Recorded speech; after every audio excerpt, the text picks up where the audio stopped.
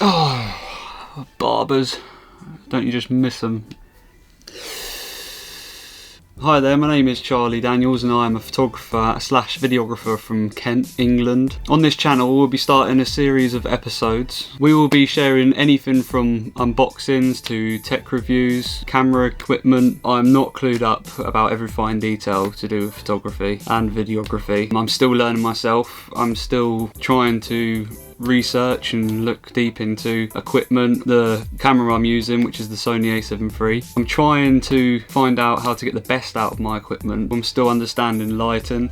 I'm not an expert in any means, I just create content and luckily I've been able to get paid doing what I'm doing. I'm still finding the struggles and the barriers that suppress the creative side day by day. Obviously it's hard to keep the creative flow when you're in things like lockdown, but by doing that it helps you think of different ways of creating and doing a bit of research and collaborating the ideas together to make something more. All that aside, I would like to talk to you about what I use on a day-to-day basis when I am doing photography or videography. I think little things with the video side I'm going to leave for another video, like the small rig and how I build up my rig. I'm going to do a separate video on that. Today I'm going to be talking about what's in my camera bag, what I take out with me, what I go and shoot with, all the important stuff really. While I'm talking through this and showing you things like lenses, I'm going to be flashing up some images that I've taken with the lenses themselves,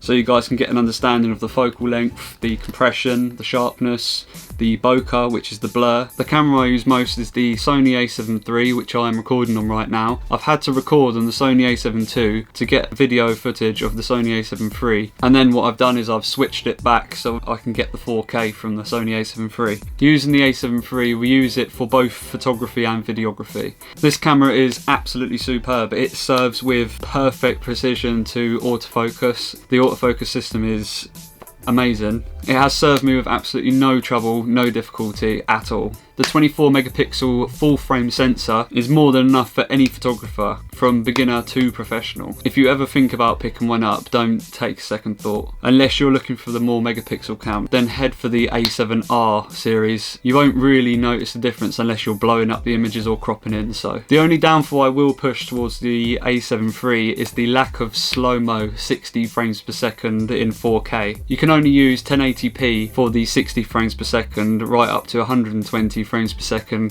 To have the option of the 4K with 60 frames per second would make this camera perfect. Another thing is it's slightly scary to pull out the screen when you first get it. It does feel a little bit fragile. It does feel like it could either snap or the cable underneath could pull, but I can assure you I've bashed it, I've pulled it, I've pushed it, I've given it some good wear and tear, and it's done an absolutely brilliant job. Maybe an articulating screen would have been an absolute finisher on this camera, but I hear that it's coming out on the Sony A7 IV, so if you guys wanted to wait a little bit longer to even think about buying a Sony, I'd probably wait till the late half of this year, which I've heard they will be releasing it. I'm not going to get too much into the Sony A7 IV, obviously I'm still trying to find out information myself, and I think I definitely will be making the upgrade. We also use a Sony A7 II, which is strictly for photography. We don't use it for video much. I've had to use it during this video, as I've said, to film the A7 III, but I shoot mostly in 4K, so the matchup wouldn't be too great using the two cameras together on a job. The camera itself is perfect for anyone who's just doing photography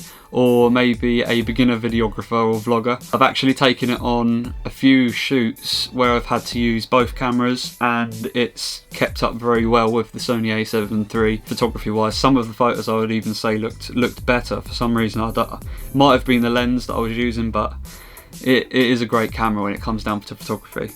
Right, jumping into the lenses. The Samyang AF 14mm 2.8 FE super wide angle lens. The full metal framed lens has been an absolute beauty with a electronic focus system. I really like the wide angle. It will always have a space in my camera bag no matter where I go. I'll always take the 14mm with me. Here's a few pictures of the 14mm in use.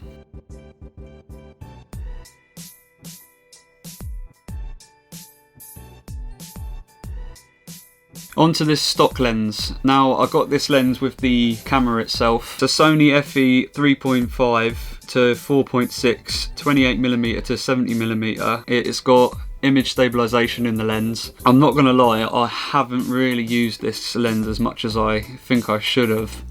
As soon as I bought the camera, I bought prime lenses. I bought the 85, bought the 35. I don't really use zoom lenses. I know I should really, but I will honestly say for what I do, I haven't really found a need to use. I don't know, it's like the chemistry between me and that lens just doesn't work. I don't know if that's just me, that's just personal opinion. You guys probably find ways of dealing with it, but I'm not a massive fan myself. Please don't let that make your judgment on that lens. It's down to personal preference really. Sadly, I don't have any images taken with this lens. As I say, I shoot prime. Later on I will be looking into buying the Tamron because it's fixed f-stop. I'm quite intrigued to get my hands on it and use it in everyday shooting. Now on to one of my favourite lenses, the Sigma 35mm 1.4, and this lens is superb. One of the best lenses I have in my camera bag. This is actually the lens that I'm currently filming on. The sharpness and then the creaminess from the background blur when you're down at 1.4 is beautiful. I've not had any problems using this. The quality of the image that gets produced by this lens is more than perfect for me, to be honest. It spends a lot of time on my camera, mostly used for portraits and car photography whenever I get down to doing that. Here's a few shots for you to look at.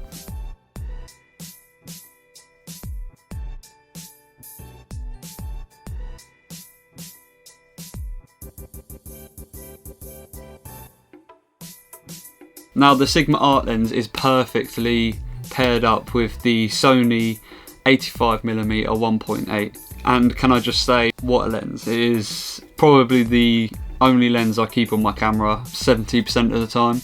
The other 30% is probably the 35. I love the bokeh from the 85, the compression for portrait photography. And for video making, the 85mm is just spot on. I'm looking forward to using the G Master series with the 85. I would love to get my hands on a couple of them. Obviously the price range, I can't justify it for how long I've been doing photography itself and video work. Obviously I've seen the quality for other people's YouTube videos, and I am tempted later on when I'm earning more money from doing this. I just want to show you a couple of examples of this 85 because this lens I use mostly. So here's a few.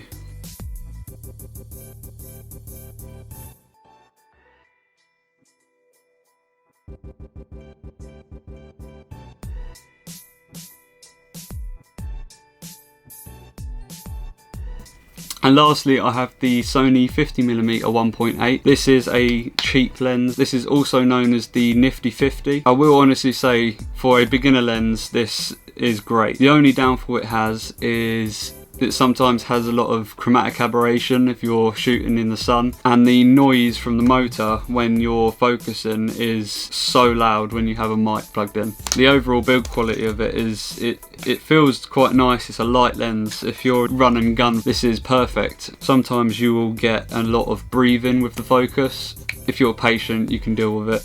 I've not struggled massively with it, but if I wanted to do video work, I'd probably only use it for things that I'm going to be taking the audio out or extending the mic away from the camera itself because it's so loud. But the lens is very nice in low light and a controlled lighting environment. So if you're on a budget and you want a cheap lens, get this. I think it's retailing for about £150, which is quite cheap for a lens. If you want, you can probably pick them up second hand for about £110, £120. Have an ask around.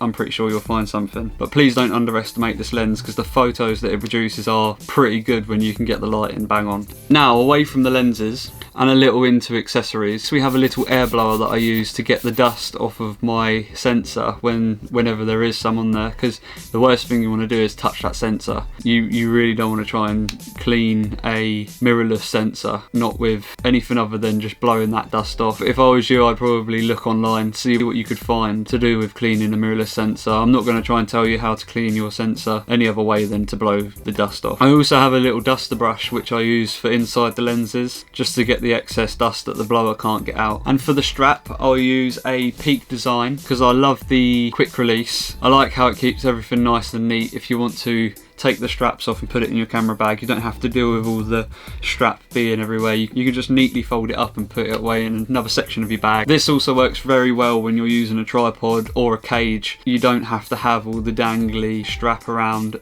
Just makes everything a bit minimal and neat. I also carry this variable ND filter and CPL. This is a product made by K&F. I haven't gone too expensive on this ND filter. You do still get some crossing with the CPL and the ND. And what crossing is, it's when one part of the ND filter is closer to the other side when you're turning it. Obviously, it's a little defect that variables get.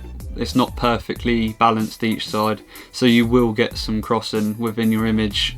It's not massively noticeable, but you may notice a shadow forming from the centre to the corners. But this filter is perfect for anyone who just needs an ND filter and CPL built into one. The CPL is really great for getting rid of any reflections from things like puddles or windows. It's perfect with car photography because it loses that reflection in the windows and it gives that cinematic look. If you don't have an ND filter in your bag, I would recommend you investing in one because it helps a lot with harsh lighting and it also helps a lot with videography. It's keeping that balance, considering you have to use the 180-degree rule within videography. So if by chance you are a beginner and you're still looking into ND filters, I'd probably look elsewhere for more information on the ND filter itself. Here are some nice little gimmicks that I've added into my camera bag for the little lens flares and glares. Just adding that little edge of reflection onto the corner of the lens gives that more cinematic look and more of a dreamy effect. I always carry a old disc in my bag. This just adds a little reflection into the edge of my images.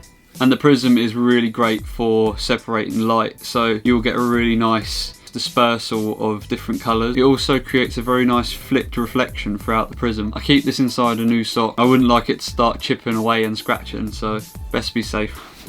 And speaking of bags, I use the Low Pro.